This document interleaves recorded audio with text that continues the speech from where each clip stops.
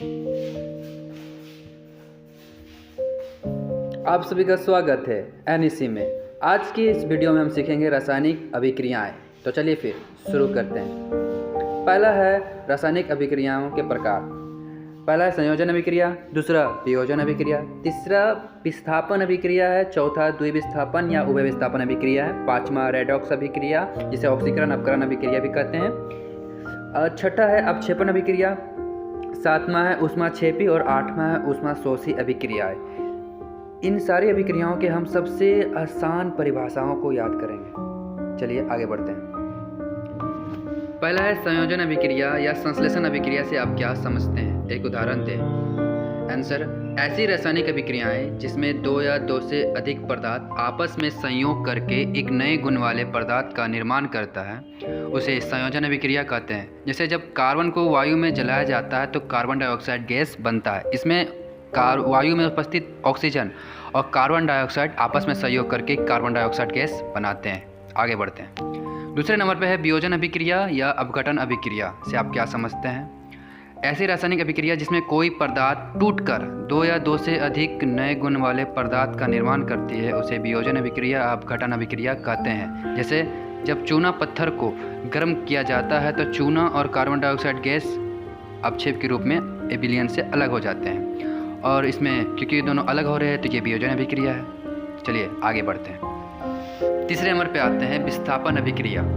जब एक तत्व दूसरे तत्व को उसके यौगिक से विस्थापित कर देता है तो ऐसी रासायनिक अभिक्रिया को विस्थापन अभिक्रिया कहते हैं। जैसा कि यहाँ समीकरण में दिखाया गया है, लोहा कॉपर को उसी के यौगिक से विस्थापित कर उसी के जगह पर बैठ जाता है, तो इस अभिक्रिया को विस्थापन अभिक्रिया कहते हैं। यहाँ साफ साफ दिखाया गया है कि लोहा कॉपर से अधिक क्रियाशील है। अब आगे बढ़ते हैं। चौथे नंबर पर आता है विस्थापन अभिक्रिया। वैसी अभिक्रिया जिसमें दो यौगिक अपने आयनों का विनिमय या आदान प्रदान करके दो नए यौगिक का निर्माण करते हैं उसे उभय विस्थापन अभिक्रिया कहते हैं। जैसा कि समीकरण में साफ साफ नजर आ रहा है, Na और Ag अपने आयनों का आदान प्रदान करके दो नए यौगिक का निर्माण करते हैं। इसमें कुछ समझने वाली बात नहीं है, खाली ध्यान देना है कि ये दो यौगिक अपने आयन आपस में अदला बदली कर लेते हैं। अब पाँचवें नंबर पे आते हैं रेडॉक्स अभिक्रिया। रेडॉक्स अभिक्रिया वह अभिक्रिया जिसमें ऑक्सीकरण और अपकरण दोनों साथ साथ होती है उसे रेडॉक्स अभिक्रिया कहते हैं। रेडॉक्स अभिक्रिया में ध्यान देने वाली बात यह है कि जिसमें ऑक्सीजन का संयोग होता है उसे ऑक्सीकरण और जिसमें हाइड्रोजन का संयोग होता है उसे अपकरण कहते हैं। हम यहाँ देख पा रहे हैं कि Zn और Cu का जब अभिक्रिया हो रहा है तो यहाँ ऑक्सीजन का संयोग हो रहा है। चलिए अब आगे बढ़ते हैं। 6 नंबर पे आता है अपक्षेपण अभिक्रिया। अभिक्रिया के फलस्वरूप प्रतिफल जब ठोस के रूप में विलयन से अलग हो जाते हैं तो उसे अपक्षेपण अभिक्रिया कहते हैं। हम यहाँ साफ साफ देख रहे हैं कि सोडियम सल्फेट को जब बेरियम क्लोराइड से मिलाया जाता है तो बेरियम सल्फेट और सोडियम क्लोराइड बनता है, जिसमें सोडियम क्लोराइड अपक्षेप के रूप में विलयन से अलग हो जाता है। आगे बढ़ते हैं। 7वें नंबर पे आता है ऊष्माक्षेपी अभिक्रिया। ऊष्माक्षेपी अभिक्रिया में साफ साफ समझना है कि जिस अभिक्रिया में ऊर्जा का उत्सर्जन होता है यानी ऊर्जा बनता है, ऊर्जा बाहर निकलता है, उसे उपक्षेपण अभिक्रिया कहते हैं। जैसे जब हाइड्रोजन को ऑक्सीजन के साथ मिलाया जाता है तो H2O यानी कि जल बनता है और इसमें ऊर्जा का उत्सर्जन होता है तो इसे ऊष्माक्षेपी अभिक्रिया भी कहते हैं। चलिए फिर आगे बढ़ते हैं। 8वें नंबर पे जो है ऊष्माशोषी अभिक्रिया।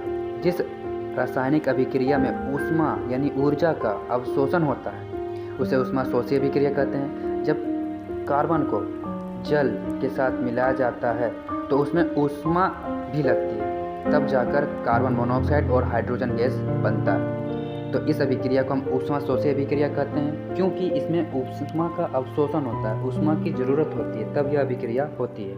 अब 8वें नंबर के बाद 9वें नंबर आता है। 9 नंबर पे आते हैं अम्ल। अम्ल वह पदार्थ है जो स्वाद में खट्टा होता है और जल में घुलकर हाइड्रोजन आयन देता है। जैसा कि एसिटिक अम्ल और सल्फ्यूरिक अम्ल, ये सब अम्ल है। अम्ल ठोस, द्रव या गैस किसी भी भौतिक अवस्था में पाए जा सकते हैं। वे शुद्ध रूप में या घोल के रूप में भी रह सकते हैं।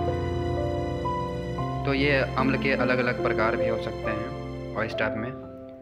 अब आगे बढ़ते हैं भस्म की ओर।